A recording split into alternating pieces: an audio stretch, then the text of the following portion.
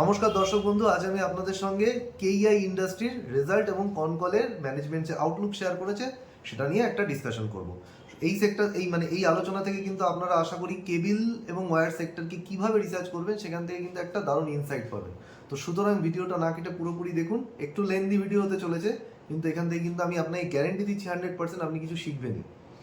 তো প্রথমেই চলে আসি এই যে কেইআই ইন্ডাস্ট্রিজ, আপনারা অনেকেই নাম শুনেছেন। তো এটা হচ্ছে একটা কেবিল এবং ওয়্যার ইন্ডাস্ট্রি স্টক।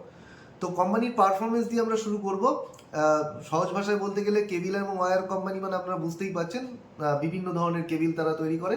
কেবিলের পাশাপাশি তারা হচ্ছে স্টেনলেস স্টিলের তার, এছাড়াও তাদের একটা ছোট ইপিসি বিজনেস আছে। বাট স্টেনলেস স্টিলের যে ওয়্যারের ব্যবসা এবং যেটা আপনার ওই ইপিসি যেটা মানে ব্যবসা আছে, মানে যেখানে তারা বিভিন্ন রকম প্রজেক্টের কাজ করে, মানে প্রজেক্ট কনস্ট্রাকশন করে, সেটা কিন্তু খুবই নেগলিজেবল এবং ছোট ব্যবসা। সুতরাং আমরা কিন্তু ওই দিকে অতটা ফোকাস করবো না। আমরা যে ফোকাসটা রাখবো আমাদের কিন্তু আলোচনার মধ্যে কেবিল এবং ওয়্যার সেগমেন্ট নিয়েই ফোকাস করব। তো প্রথমেই চলে আসি company revenue. Company revenue growth যদি আপনি দেখেন তাহলে কিন্তু গত বছরের মার্চ কোয়ার্টার থেকে এই বছরের মার্চ কোয়ার্টারে মোটামুটি 20%-এর কাছাকাছি কিন্তু কোম্পানি রেভিনিউ গ্রোথ এসছে। তো রেভিনিউ গ্রোথ মোটামুটি ঠিকই আছে। এবং যদি আপনি এটাকে মানে ফুল ইয়ারে দেখেন, ফুল ইয়ারে রেভিনিউ গ্রোথ এসছে হচ্ছে আপনার 21%। এইবার এই রেভিনিউ গ্রোথটাকে যদি আমি একটু বাইফার্কেশন করি, একটু যে যদি দেখি যে এই রেভিনিউ গ্রোথটা কোন জায়গা থেকে এসছে, তো আপনি যদি দেখেন যে কোম্পানি কিন্তু তার ভলিউম ডেটা শেয়ার করেছে। এই মুহূর্তে তার ভলিউম গ্রোথ হচ্ছে, মানে আমি ফুল ইয়ারে বলছি, ফুল ইয়ারে ভলিউম গ্রোথ এসছে 6%, রেভিনিউ গ্রোথ এসছে কত ফুল ইয়ারে 21%। তাহলে 21% যদি ভলিউম গ্রোথ, মানে 21% যদি কোম্পানির রেভিনিউ বা সেলস গ্রোথ হয়ে থাকে এবং 6% যদি ভলিউম গ্রোথ হয়ে থাকে, তাহলে প্রশ্নটা আসছে যে বাকি রেভিনিউ গ্রোথ কোথা থেকে এসেছে।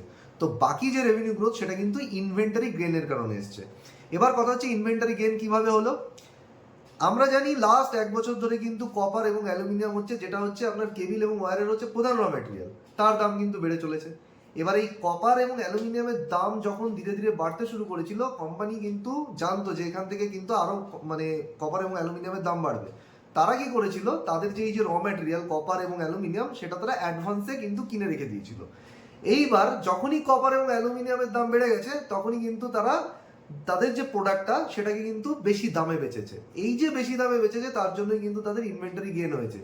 তাদের যারা ক্লায়েন্ট আছে তাদের সঙ্গে তাদের একটা ক্লজ থাকে, মানে একটা কন্ট্রাক্ট থাকে। কন্ট্রাক্টটা হচ্ছে, যদি আমার র মেটেরিয়াল মানে কপার এবং অ্যালুমিনিয়ামের দাম যদি বেড়ে যায়, তাহলে কিন্তু আমি কেবিলের দামও কিন্তু মানে কেবিল এবং ওয়্যার যেটা আমি বেচছি তোমাকে সেটা কিন্তু দাম বাড়িয়ে দেবো।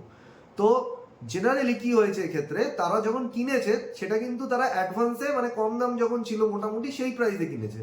কিন্তু যখন তারা বেচেছে তখন যেহেতু ক্লায়েন্টের সঙ্গে তাদের কিন্তু মানে একটা কন্ট্রাক্ট রয়েছে যে তারা এই কেবিল এবং ওয়্যারের মানে যদি কিনা অ্যালুমিনিয়াম এবং কপারের দাম বেড়ে যায় তারা কিন্তু বেশি দামে কেবিল বেচবে। তো সুতরাং সেটাই কিন্তু তারা করেছে, যার জন্য আমরা বুঝতে পারছি তাদের কিন্তু এই যে ইনভেন্টারি গেইন চলে এসছে। কিন্তু মাথায় রাখবেন এই ইনভেন্টারি গেইন কিন্তু বারবার আসবে না, এটা কিন্তু মানে বলতে পারেন ওয়ান টাইম, এবং এটা কিন্তু বারবার মানে কিন্তু রিপিট হবে না। তো সুতরাং এটা কিন্তু মাথায় রাখবেন।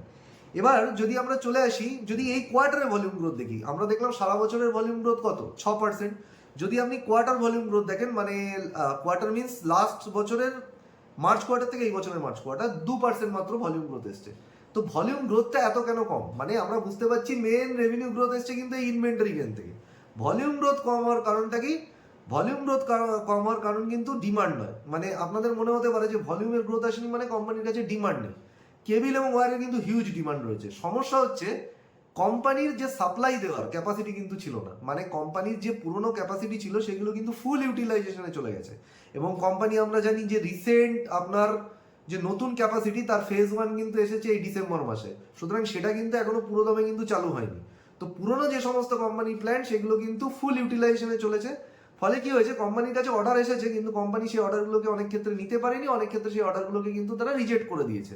কারণ সেই অর্ডার সাপ্লাই করবার জন্য যে ক্যাপাসিটি দরকার সেই ক্যাপাসিটি তাদের কাছে ছিল না। তা এর জন্য আমরা দেখছি কিন্তু ভলিউম গ্রোথ 2%। এটা কিন্তু কোনো ডিমান্ডের সমস্যা নয়, ডিমান্ড কিন্তু এই সেক্টরে কিন্তু হিউজ রয়েছে। এবার যদি আমরা কোম্পানির গাইডেন্স দেখি, কোম্পানি ম্যানেজমেন্ট কিন্তু এই ভলিউম নিয়ে কিন্তু একটা গাইডেন্স দিয়েছে। তো প্রথম তারা যেটা রেভিনিউ গাইডেন্স দিয়েছে পরের বছরের জন্য, তারা বলছে পরের বছরে তারা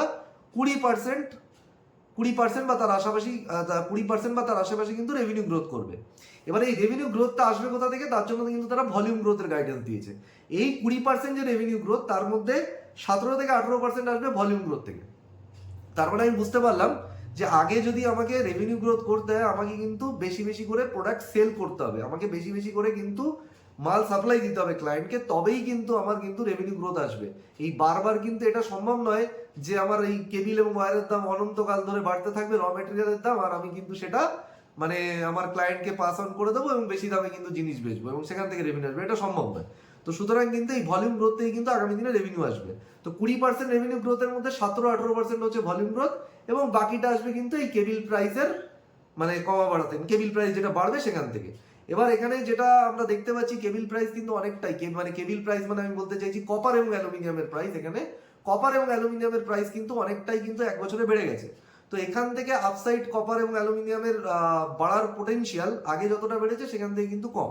তো সুতরাং কপার এবং অ্যালুমিনিয়ামের দাম আগে অতটা বাড়বে না, কিন্তু ম্যানেজমেন্টের এখানে বক্তব্য হচ্ছে যদি কপার এবং অ্যালুমিনিয়ামের দাম এখান থেকে অনেকটা বেড়ে যায় তাহলে কিন্তু তাদের রেভিনিউ গ্রোথ কিন্তু আরো বাড়তে পারে। তো সুতরাং নর্মাল লেভেলে তাদের যে গাইডেন্স সেটা কিন্তু 20%, কিন্তু ম্যানেজমেন্ট বলছে যদি কপার এবং অ্যালুমিনিয়ামের দাম বেড়ে যায় তাহলে কি তাদের আছে আবার সুযোগ আসবে, কপার এবং অ্যালুমিনিয়ামের দাম যত বাড়বে তত কিন্তু তারা কেবিল এবং ওয়্যার কিন্তু বেশি দামে বেচবে, সুতরাং তাদের কিন্তু রেভিনিউ গ্রোথ সেক্ষেত্রে আরো বেশি হবে এবং কোম্পানি ম্যানেজমেন্ট বলছে সেক্ষেত্রে 25-30% কিন্তু তাদের রেভিনিউ গ্রোথ হতে পারে। তো সুতরাং আমরা বুঝতে পারছি যে কোথা থেকে তাদের গ্রোথ আসবে। এইবার কথাটা হচ্ছে এটা তো গেল কোম্পানির গাইডেন্স, যে কোম্পানি বলে দিয়েছে 20% গ্রোথ আসবে পরের বছরে। এবার এই গ্রোথটা আসবে কোথা থেকে সেইটা বোঝাটা হচ্ছে সব থেকে গুরুত্বপূর্ণ। তো কোম্পানি যে গ্রোথ মানে আনবে তার জন্য কোম্পানি কি কি কাজ করছে। তো প্রথম কথা হচ্ছে এই বছরেরই সেপ্টেম্বরে গুজরাটের সানন্দ বলে যে একটা জায়গা আছে সেখানে কিন্তু তারা হিউজ একটা ক্যাপাসিটি কিন্তু বসানোর কিন্তু কথা বলেছিল, কিন্তু জেনারেলি কিছু সমস্যার জন্য কিন্তু প্ল্যানটা দেরি করে আসে এবং এই ডিসেম্বর মাসে কিন্তু ওই সানন্দের যে ক্যাপাসিটি সেটা কিন্তু এখনো পুরোটা কিন্তু মানে লাইভ হয়নি, মানে এখনো পর্যন্ত সেখানে কিন্তু ফুল প্ল্যান কিন্তু রেডি হয়নি। প্ল্যানটা অ্যাকচুয়ালি দুটো ফেজে রেডি হওয়ার কথা, একটা হচ্ছে ফেজ 1 আর একটা হচ্ছে ফেজ 2। ফেজ 1-এর যে ক্যাপাসিটি সেটা কিন্তু চলে এসেছে এই ডিসেম্বর মাসে। তো আমরা যদি দেখি ফেজ 1-এর ক্যাপাসিটি যেটা এই মুহূর্তে রয়েছে সেটা কিন্তু ডিসেম্বরে চলে এসেছে। আর সেকেন্ড ফেজ যেটা মানে এর মানে দুটো ফেজে বললাম, তো ফেজ 1 চলে এসেছে ডিসেম্বরে, কিন্তু সেকেন্ড ফেজ যেটা সেটা কিন্তু 27 সালের শেষে কিন্তু আসবে। তো বুঝতে হবে এই জন্য কিন্তু কোম্পানি কিন্তু হিউজ ক্যাপাসিটি করছে। যখন এই মানে মানে কোম্পানির এই যে পুরো প্ল্যান সানন্দের যে পুরো প্ল্যান মানে সেকেন্ড ফেজ যখন রেডি হয়ে যাবে ফুললি, যখন সেখানে অপারেশন স্টার্ট হবে তখন কিন্তু আমরা দেখব যে কোম্পানির কিন্তু এই যে ভলিউম গ্রোথ যেটা গাইডেন্স দিয়েছে যে বলছে 17-18% তারা ভলিউম গ্রোথ করবে, তো সেই ভলিউম গ্রোথ কিন্তু তারা অ্যাচিভ করবে। অর্থাৎ ভলিউম গ্রোথ অ্যাচিভ করবার জন্য তারা কিন্তু ক্যাপাসিটি বাড়াচ্ছে। ক্যাপাসিটি ফার্স্ট ফেজ কিন্তু সানন্দে রেডি হয়ে গেছে, সেখানে কাজ চলছে। সেকেন্ড ফেজের যে ক্যাপাসিটি সেটা কিন্তু পরের বছর 27 সালের শেষে কিন্তু চলে আসছে এবং যখনই সেই ক্যাপাসিটি রেডি হবে এবং ক্যাপাসিটি রেডি হওয়ার পরে যখন সেখানে প্রোডাকশন স্টার্ট হয়ে যাবে তখন কিন্তু আমরা দেখব সেখান থেকেই কিন্তু এই 17-18% ভলিউম গ্রোথ আসবে। মাথায় রাখবেন ওটা কিন্তু পুরোপুরি কিন্তু কেবিল প্ল্যান্ট, মানে ওখানে কিন্তু কেবিল তৈরি হবে, ওয়্যার নয়। এবং ওয়্যারের জন্য কোম্পানি আর একটা জায়গার নাম এই মুহূর্তে আমার মাথায় আসছে না, তো সেই জায়গায় কিন্তু আর একটা কিন্তু ক্যাপাসিটি কিন্তু তারা বসাচ্ছে। তো কোম্পানি কিন্তু ক্যাপাসিটি এক্সপ্যানশন করছে। এবার কোম্পানির ম্যানেজমেন্ট কিন্তু এটা তো গেল হচ্ছে লাস্ট যে ক্যাপাসিটি তারা করেছে তারই ধারাবাহিকতা। এইবার যদি আমি দেখি কোম্পানির ম্যানেজমেন্ট কিন্তু তাদের মানে ক্যাপেক্স গাইডেন্স দিয়েছে, মানে তারা কিন্তু নেক্সট 2-3 বছরের জন্য বলছে প্রতি বছর কিন্তু তারা 600-700 মানে আগামী 2-3 বছর ধরে প্রত্যেক বছর তারা 600-700 কোটি টাকা কিন্তু খরচা করবে, ইনভেস্টমেন্ট করবে। এবং এই যে ইনভেস্টমেন্টটা করবে এর জন্য কিন্তু তারা কিন্তু কোনো রকম লোন নিচ্ছে না, পুরো ইনভেস্টমেন্টটা করবে তারা তাদের যে রিজার্ভ যেটা তাদের যে রিজার্ভে যে টাকা আছে সেই রিজার্ভের টাকা থেকেই কিন্তু তারা সমস্ত খরচা করবে। কোম্পানির কিন্তু ব্যালেন্স শিটে কোনো ডেট নেই এবং তাদের কিন্তু ডেট নেওয়ার কিন্তু কোনো প্ল্যানও নেই। 2 বছর আগে মোটামুটি ধরুন 2024 সালে তারা কিন্তু একটা কিউআইপি করে ফান্ড রেজ করেছিল, মোটামুটি ধরুন একটা 2000 কোটি টাকা বা তার কাছাকাছি যে ফান্ড রেজ করেছিল সেখান থেকেই কিন্তু এই যে সানন্দের পুরো ক্যাপাসিটির জন্য যে খরচ হয়েছে সেখান থেকেই করেছে। আর মোটামুটি এখনো 385 কোটি টাকা পড়ে আছে এবং এই 385 কোটি টাকা কিন্তু এই যে সেকেন্ড ফেজের যে সানন্দের প্ল্যান্টের এখন যে ক্যাপেক্স চলছে মানে কাজ চলছে তার জন্য কিন্তু খরচা করছে। তো আমরা বুঝতে পারছি যে শুধুমাত্র গাইডেন্স দিলে হবে না, গাইডেন্সটাকে অ্যাচিভ করতে গেলে কিন্তু আপনাকে কিন্তু খরচা করতে হবে এবং কোম্পানি কিন্তু সেই খরচা করছে। এইবার যদি আমরা চলে আসি কোম্পানির যদি আমরা দেখি মার্জিন, এই কোয়ার্টারে আমরা দেখব কোম্পানি কিন্তু মার্জিন কিন্তু অনেক বেড়ে গেছে। গত বছরের মার্চ কোয়ার্টার যদি আমি দেখি কোম্পানির মার্জিন ছিল কিন্তু 11.5%, এই বছরে যদি তাদের মার্জিন দেখি কিন্তু 12% ক্রস করে গেছে, 12.2% মানে মনে হয়, হ্যাঁ 12% ক্রস করে গেছে। তাহলে এই যে কোম্পানির মার্জিন কিন্তু গত বছরের থেকে এই বছরের মার্চ কোয়ার্টারে কিন্তু একটা হিউজ জাম্প করেছে। ফুল ইয়ারের যদি আপনি মার্জিন দেখেন সেটাও কিন্তু 11.8%, মানে 12%-এর কাছাকাছি। এইবার কোম্পানি কিন্তু তার মানে এই যে মার্জিনটা যেটা তাদের নর্মাল গাইডেন্স থাকে, মোটামুটি 10.5 থেকে 11% তাদের নর্মাল গাইডেন্স থাকে, নর্মাল গাইডেন্সের থেকে কিন্তু তাদের এই মার্জিনটা বেশি এসেছে। তার কারণটা কি আমরা প্রথমেই ডিসকাশন করে নিয়েছি, সেটা হচ্ছে যে তারা ইনভেন্টরি গেন পেয়েছে। কপার এবং অ্যালুমিনিয়াম যেটা তারা অ্যাডভান্সে অল্প দামে কিনে রেখেছিল, সেটাই কিন্তু দাম বেড়ে যাওয়ার পরে কিন্তু তারা তাদের যে ফাইনাল প্রোডাক্ট সেটা কিন্তু বেশি দামে বেচেছে।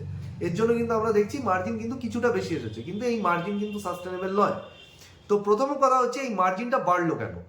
তো কোম্পানির মোটামুটি যদি আপনি দেখেন দুটো ক্যাটাগরি থেকে কিন্তু তাদের ব্যবসা আসে। তো প্রথম কথা হচ্ছে একটা হচ্ছে B2B বিজনেস, একটা হচ্ছে B2C বিজনেস। B2C বিজনেস মানে ধরুন এই যে তারা এবং কেবিল এবং ওয়্যার, তারা যে কেবিল এবং ওয়্যার বানায়, সেই কেবিল এবং ওয়্যারগুলোকে তারা তাদের বিভিন্ন ডিলার এবং ডিস্ট্রিবিউটার আছে সারা ভারতবর্ষ জুড়ে, সেই ডিলার এবং ডিস্ট্রিবিউটারকে সেল করে। সেই ডিলার এবং ডিস্ট্রিবিউটারদের থেকে যারা রিটেল দোকানদার তারা কেনে এবং আমরা সেই রিটেল দোকানদারদের থেকে কিনি। আর একটা সেগমেন্ট আছে সেটা হচ্ছে B2B সেগমেন্ট, যেটাতে কোম্পানি বিভিন্ন ইন্ডাস্ট্রিকে সরাসরি কিন্তু এই কেবিল এবং ওয়্যার সাপ্লাই দেয়, সেটা ভারতেও দেয় এবং কিন্তু ভারতের বাইরেও কিন্তু তারা দেয়, মানে তারা কিন্তু এগুলোকে এক্সপোর্টও করে। তো যদি আমি দেখি এই যে তাদের যে B2C সেগমেন্টের থেকে তাদের রেভিনিউ আসে কিন্তু 56%, আর বাকিটা আসে কিন্তু আপনার B2C সেগমেন্ট থেকে রেভিনিউ আসে হচ্ছে 56%, বাকিটা আসে কিন্তু B2B সেগমেন্ট থেকে। এইবার যদি আমি দেখি লাস্ট বছরের যে মার্চ কোয়ার্টার ছিল, তখন কিন্তু আপনার এই B2C সেগমেন্ট থেকে রেভিনিউ আসতো 53%, যেটা বেড়ে হয়ে গেছে 58%। এবং এই কারণেই কিন্তু মার্জিন বেড়েছে। মানে মার্জিন বাড়ার এটা একটা অন্যতম কারণ হচ্ছে এই যে B2C সেগমেন্ট, মানে যেটা হচ্ছে আপনার রিটেল সেগমেন্ট, সেখানে কিন্তু কোম্পানির কিন্তু মার্জিন বেশি থাকে। তো সেটা গেল এক নম্বর। দ্বিতীয় কারণ হচ্ছে কোম্পানির কিন্তু এক্সপোর্ট। কোম্পানির গত বছর কিন্তু মোটামুটি তার টোটাল রেভিনিউর 13% আসতো এক্সপোর্ট থেকে, এই বছর কিন্তু তাদের টোটাল রেভিনিউর 15% আসছে এক্সপোর্ট থেকে। সুতরাং আমরা দেখতে পাচ্ছি তারা কিন্তু এক্সপোর্ট বাড়িয়েছে এবং এক্সপোর্ট মার্কেটে কিন্তু মার্জিন বেশি থাকে। কারণ এখানে আপনাকে বুঝতে হবে জেনারেলি যে প্রোডাক্টগুলো তারা এক্সপোর্ট করে, মানে ফরেন মার্কেটে বেচে, সেগুলো কিন্তু মোটামুটি হাই মার্জিন প্রোডাক্ট। যেমন আপনারা শুনেছেন এক্সট্রা হাই ভোল্টেজ কেবিল। ভারতবর্ষে প্রসঙ্গত বলে রাখি, এই এক্সট্রা হাই ভোল্টেজ কেবিলে কিন্তু খুব কম কোম্পানি আছে। পলিক্যাব মোটামুটি এই বছরই চলে আসবে তাদের এক্সট্রা হাই ভোল্টেজ ক্যাপাসিটি, কিন্তু এখনো সেইভাবে প্রেজেন্স নেই। কেইআই কিন্তু একদম প্রথম থেকে কিন্তু তাদের এই এক্সট্রা হাই ভোল্টেজ ক্যাপাসিটি কিন্তু তারা বিল্ড করে রেখেছে। এবং ভারতবর্ষে এলএস কেবিল বলে একটা কোম্পানি আছে, এবং সাউথ কোরিয়ার একটা কোম্পানি, না ভারতবর্ষে ইউনিভার্সাল কেবিল, সাউথ কোরিয়ার কোম্পানি হচ্ছে এলএস কেবিল, তারা কিন্তু এই সেগমেন্টে আছে। তো এই যে এক্সট্রা হাই ভোল্টেজ কেবিল, এই এক্সট্রা হাই ভোল্টেজ কেবিল কিন্তু আপনার একটা হাই মার্জিন সেগমেন্ট। এবং গত বছরের রেসপেক্টে যদি আমরা দেখি, এই বছরে এক্সট্রা হাই ভোল্টেজ কেবিল কিন্তু আপনার 82% গ্রোথ এসছে। মানে এই কেবিল সেগমেন্টের রেভিনিউ, মানে এক্সট্রা হাই ভোল্টেজ রেভিনিউ, মানে এই সেগমেন্টের রেভিনিউ গ্রোথ এসছে 82%। এবং গত বছর ছিল কিন্তু এটা টোটাল রেভিনিউয়ের 4% কন্ট্রিবিউশন করতো, এই বছর কিন্তু সেটা টোটাল রেভিনিউ 6% কন্ট্রিবিউশন করছে। তো আমরা বুঝতে পারছি যে এই কারণে কিন্তু মার্জিন বাড়ছে। এবং এই এক্সট্রা হাই ভোল্টেজের কিন্তু ফরেন কিন্তু একটা হিউজ ডিমান্ড রয়েছে এক্সপোর্ট মার্কেটে।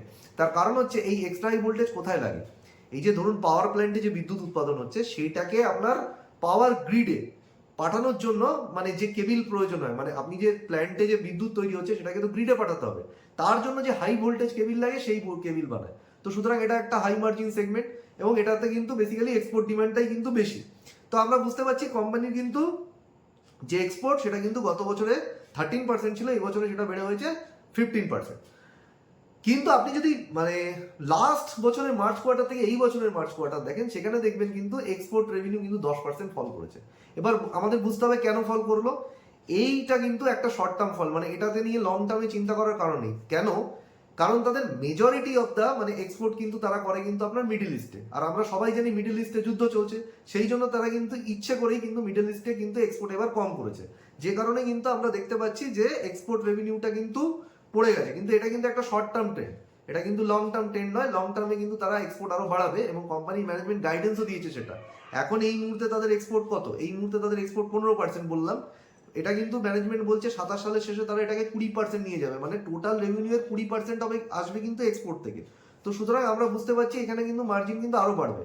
এবং এই প্রসঙ্গে বলে রাখি কোম্পানির ম্যানেজমেন্ট যেটা মার্জিনের গাইডেন্স দিয়েছে 10.5 থেকে 11%, মানে এখন যে মার্জিনটা আছে আমি প্রথমেই বলে নিয়েছিলাম যে সেটা কিন্তু মেনটেন করতে পারবে না, কারণ এটা কিন্তু ওয়ান টাইম ইনভেন্টরি গেনের জন্য হয়েছে। কিন্তু 10.5 থেকে 11 এই পার্সেন্ট কিন্তু তারা মেনটেন করবে। এবং তার জন্য যে সমস্ত গ্রোথের জায়গাগুলো, একটা হচ্ছে এক্সপোর্ট সেগমেন্ট, এবং 2 নম্বর হচ্ছে এক্সপোর্টে যে এক্সট্রা হাই ভোল্টেজ সেগমেন্ট রয়েছে, এক্সট্রা হাই ভোল্টেজ সেগমেন্টে মার্জিন বেশি থাকে। এবং তার সঙ্গে সঙ্গে আমরা যদি দেখি সেটা হচ্ছে প্রথমেই যেটা বললাম সেটা হচ্ছে বিটুসি। বিটুসি মানে রিটেল যে তাদের কেবল সেগমেন্ট আছে, সেই রিটেল কেবল সেগমেন্ট কিন্তু আগামী দিনে কিন্তু এখন তারা 56% রেভিনিউ এখান থেকে আসছে, আগামী দিনে আরো বাড়বে এটা। তো সুতরাং এইগুলো হচ্ছে কোম্পানির কিন্তু মার্জিন ড্রাইভার। কোম্পানি কিন্তু মোটামুটি যদি আপনি দেখেন মিডিল ইস্ট তার এক্সপোর্ট মার্কেট, মিডিল ইস্ট ছাড়াও তারা অস্ট্রেলিয়াতে, আফ্রিকাতে, ইউরোপে এবং আমেরিকাতে কিন্তু তারা এক্সপোর্ট করে। আমেরিকাতে এক্সপোর্ট কিন্তু বন্ধ রেখেছিল মাঝখানে ওই যে ট্রাম্পের তারিফের জন্য, তো তারা আমেরিকাতে এক্সপোর্ট করা বন্ধ করে দিয়েছিল। পরে যখন এই তারিফের ব্যাপারটা কিন্তু রিজলভ হয়ে গেছে, তো এখন কিন্তু তারা আবার আমেরিকাতে নতুন করে এক্সপোর্ট স্টার্ট করেছে। এছাড়াও কিন্তু তারা বেশ কিছু তাদের প্রোডাক্ট, যেমন ধরুন গ্যালভানাইজড ওই যে ওয়্যার হয় না, গ্যালভানাইজড যে ওয়্যার, সেটা একটা র মেটেরিয়াল তাদের, সেই র মেটেরিয়াল কিন্তু তারা ফরেন মার্কেট থেকে মানে এটা কিন্তু ইম্পোর্ট করতো। তো এখন কিন্তু তারা এই প্রোডাক্টটা নিজেরাই কিন্তু ব্যাকওয়ার্ড ইন্টিগ্রেশন করছে, মানে নিজেরাই কিন্তু তারা নিজেদের প্ল্যান্টে বানাবে। তো যেহেতু তারা এইটার উপর মানে এটা কেন করছে, যাতে করে তাদের ইম্পোর্টের উপর যে ডিপেন্ডেন্সি মানে বাইরে থেকে যে আনতো সেই ইম্পোর্ট ডিপেন্ডেন্সিটা যেন কমানো যায়। তাহলে ইম্পোর্ট ডিপেন্ডেন্সি যদি কমে যায় তাহলে কি হবে, ইম্পোর্ট কস্টও কমে যাবে। ইম্পোর্ট কস্ট যদি কমে যায় তাহলে কিন্তু কোম্পানির কিন্তু মার্জিন বেড়ে যাবে। কোম্পানি নিজে প্রোডাক্ট বানাচ্ছে মানে কি, কোম্পানির কস্ট কন্ট্রোল থাকবে, আর যত বেশি কস্ট কন্ট্রোল থাকবে কোম্পানির কিন্তু মার্জিন তত বেশি বাড়বে। সুতরাং আমরা কিন্তু এখান থেকে বুঝতে পারলাম যে কোম্পানির মার্জিন গ্রোথের জায়গাগুলো কোথায় কোথায় রয়েছে। এবার যদি কোম্পানির ম্যানেজমেন্ট বেশ কিছু জিনিস শেয়ার করেছে, আমরা এর আগে আরো বেশ কিছু মানে সম্ভবত পাওয়ার সেক্টরের যে সমস্ত স্টক নিয়ে আলোচনা করেছিলাম সেখানে বেশ কিছু থিম শেয়ার করেছিলাম, যে এই মুহূর্তে কিন্তু কেবিল এবং ওয়্যারের কিন্তু ডিমান্ড কিন্তু হিউজ, বিশেষ করে পাওয়ার কেবিলের। কারণ আমরা জানি ডেটা সেন্টার ইন্ডিয়াতে ভীষণ বুম করছে, তা ডেটা সেন্টার যত বাড়বে তত বেশি এই মানে আপনার কেবিলের রিকোয়ারমেন্ট হবে, হাই ভোল্টেজ কেবিলের রিকোয়ারমেন্ট বাড়বে। তার সাথে সাথে শুধুমাত্র ডেটা সেন্টার বলে নয়, এই যে রিনিউয়েবল এনার্জি বা সোলার এনার্জি আমরা বলছি, এই সোলার এনার্জিতে কিন্তু হিউজ ডিমান্ড রয়েছে। সুতরাং সোলার কেবিলের ডিমান্ড কিন্তু আগামী দিনে বাড়তে চলেছে। প্লাস আপনি হাই মানে পাওয়ারটা মানে পুরো পাওয়ার থিম বলুন, মানে ট্রান্সমিশন এবং ডিস্ট্রিবিউশন থেকে শুরু করে পাওয়ার ছাড়া আপনি যদি রেলওয়েজ দেখেন, রেলওয়েতেও কেবিলের বিশাল ডিমান্ড রয়েছে। তাছাড়া তো রিয়েল এস্টেটের ডিমান্ড রয়েছে, রিয়েল এস্টেটে তো ওয়্যার এবং কেবিলের ডিমান্ড তো থাকেই। তো বিভিন্ন সেক্টরে মানে কোনো একটা পার্টিকুলার সেক্টর না, বিভিন্ন সেক্টর থেকে কিন্তু ডিমান্ড রয়েছে। এবং আপনি যদি দেখেন বিশেষ করে সোলার কেবিল, মানে এই মুহূর্তে রিনিউয়েবল এনার্জি হচ্ছে ভারতের ভবিষ্যৎ। তাহলে আগামী দিনে যদি সোলার এনার্জি ভারতের ভবিষ্যৎ হয়, তো সোলার প্ল্যান্টগুলো মানে বিদ্যুৎ তৈরি করলেই তো হবে না, সেটাকে তো পৌঁছাতে গেলে কেবিল অ্যান্ড ওয়্যার লাগবে। তো সেই কেবিল অ্যান্ড ওয়্যার কিন্তু বাড়ছে, এবং কোম্পানির ম্যানেজমেন্ট এটাও বলেছে যে সোলার কেবিল কিন্তু এই 27-28 সালে একটা হিউজ গ্রোথ কিন্তু তাদের এই সোলার কেবিল সেগমেন্ট থেকে আসবে। এবং ইলেকট্রনিক বিম কিন্তু তারা বসাচ্ছে তাদের ওই সানন যে প্ল্যান্ট যেটা গুজরাটে, সেখানে কিন্তু তারা ইলেকট্রনিক বিমও কিন্তু বসাচ্ছে। এই সেকেন্ড ফেজের যে ক্যাপেক্স তার মধ্যে কিন্তু এটা চলে আসবে। তো এই হচ্ছে তাদের ওভারঅল ডিসকাশন। তো আমরা এখানে বুঝতে পারলাম যে কোম্পানির অপরচুনিটি কিরকম আছে। কোম্পানি কিন্তু যদি আপনি ওভারঅল কেবিল এবং ওয়্যার স্পেস দেখেন, পলিক্যাবের পরে কিন্তু সব থেকে বড় কোম্পানি। এবং পারফরমেন্স ওয়াইজ যদি আপনি দেখেন, পলিক্যাব এই মুহূর্তে যে অপারেটিং মার্জিন আছে মোটামুটি 13-14% মার্জিনে কাজ করে। পলিক্যাবের মার্জিন কিন্তু ধীরে ধীরে করে কিন্তু কোম্পানির কিন্তু ম্যানেজমেন্টের যে গাইডেন্স অনুযায়ী মোটামুটি কমবে, মানে মোটামুটি ধরুন ওই 11-12%-এর কাছাকাছি চলে আসবে। এবং এই কোম্পানিরও কিন্তু মোটামুটি ওই সেম লেভেল 10.5-11%-এ মার্জিন থাকবে। তো সুতরাং পলিক্যাবের যদি আপনি বেড দেখেন তাহলে মানে আমি বলবো কোম্পানি মার্জিন ওয়াইজ কিন্তু দুটোরই কিন্তু মোটামুটি থাকবে, কিন্তু এখানে মার্জিন কিন্তু ইনট্যাক্ট থাকছে, পলিক্যাবের মার্জিন কিন্তু কিছুটা কমছে। তো পলিক্যাব যদি আমি গ্রোথ দেখি এর আশেপাশেই আছে। তো ওভারঅল যদি আমি দেখি কোম্পানি তার সাইজ অনুযায়ী, এবং আর কেবিল নিয়ে আমরা অলরেডি ডিসকাশন করেছি, ভিডিওটা না দেখে থাকলে দেখে নেবেন। আর কেবিলের যদি আপনি দেখেন সেখানেও কিন্তু 18-20% ভলিউম গ্রোথের কোম্পানি গাইডেন্স দিচ্ছে। মানে মোটামুটি আপনি যে কোনো কেবিল এবং ওয়্যার সেক্টর দেখুন, সব কোম্পানি কিন্তু ভালো পারফরমেন্স করছে, এবং সবাই কিন্তু আগামী দিনে 20%-এর উপর কিন্তু গ্রোথ করতে চলেছে।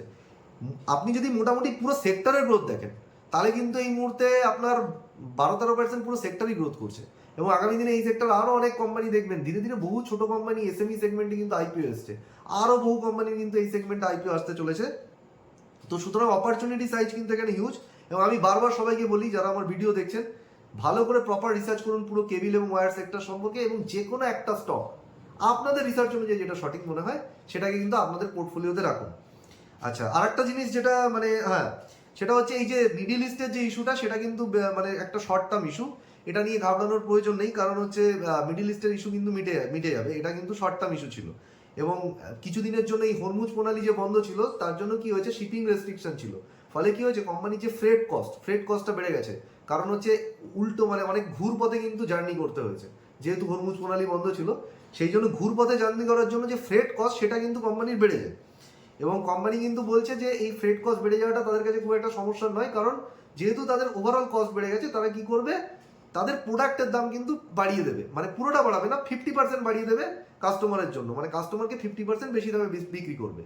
আর বাকিটা কোথা থেকে তারা ম্যানেজ করবে, বাকিটা ম্যানেজ করবে হচ্ছে এই যে আমাদের ডলারের রেসপেক্টে আমাদের টাকার দাম পড়ছে। তো এখান থেকে কি সুবিধা হচ্ছে, ব্যাপারটা হচ্ছে আমরা যে এক্সপোর্ট করি কিসের মাধ্যমে এক্সপোর্ট করি, মানে এক্সপোর্ট করে কোম্পানি পায় হচ্ছে ডলার, তো ডলারের বিনিময়ে এক্সপোর্ট হয়। তো যখন ইন্ডিয়ান টাকার প্রাইস পড়ে, মানে ইন্ডিয়ান যে কারেন্সির ভ্যালু বা টাকার দাম যখন পড়ে যায়, তখন কিন্তু ডলার যে পায় কোম্পানি, সেই প্রতি ডলার পিছু কিন্তু তারা বেশি করে করে কিন্তু ইন্ডিয়ান মানে মানি পায়। তো ব্যাপারটা হচ্ছে মানে এক্সপোর্ট কোম্পানির জন্য, যে কোনো এক্সপোর্ট ওরিয়েন্টেড কোম্পানির জন্য যখন সে এক্সপোর্ট করছে, তখন কিন্তু টাকার দাম পড়ে গেলে, মানে ইন্ডিয়ান টাকা বা রুপি ডেপ্রিসিয়েশন করলে কিন্তু তাদের অ্যাকচুয়ালি সুবিধা হয় এবং তারা কিন্তু বেশি আর্নিং করতে পারে। বাট ব্যাপার হচ্ছে এইগুলো কিন্তু কোম্পানি শর্ট টার্ম ইস্যু, এগুলো কিন্তু খুব বড় লং টার্মে কিন্তু এগুলো কিন্তু কোনো ইস্যু নয়। তো ওভারঅল আপনারা আশা করি এই ভিডিও থেকে অনেক কিছু শিখতে পারলেন, এবং আপনি পুরো আপনারা যখন কেবিল এবং ওয়্যার সেক্টর সম্পর্কে রিসার্চ করবেন, তাহলে এই পুরো থিমটাকে একটা মানে ডিটেল ডিসকাশন মানে ডিটেল একটা অ্যানালিসিস করে কোনো একটা স্টক নিজেদের পোর্টফোলিওতে রাখুন, কারণ এখানে কিন্তু হিউজ গ্রোথ অপরচুনিটি রয়েছে, এবং মেজর ড্রাইভার কিন্তু হচ্ছে আপনার ডেটা সেন্টার, আর একটা হচ্ছে আমাদের দেশে যে সোলার এনার্জি বিশাল বুম চলছে। তো আপাতত এইটুকু বলে আমার ভিডিও শেষ করছি। যদি ভিডিওটা ভালো লেগে থাকে তাহলে আপনার বন্ধুদের সঙ্গে শেয়ার করুন এবং নিজেও লাইক, শেয়ার এবং সাবস্ক্রাইব করুন। হ্যাঁ, ভালো থাকবেন, হ্যাপি ইনভেস্টিং।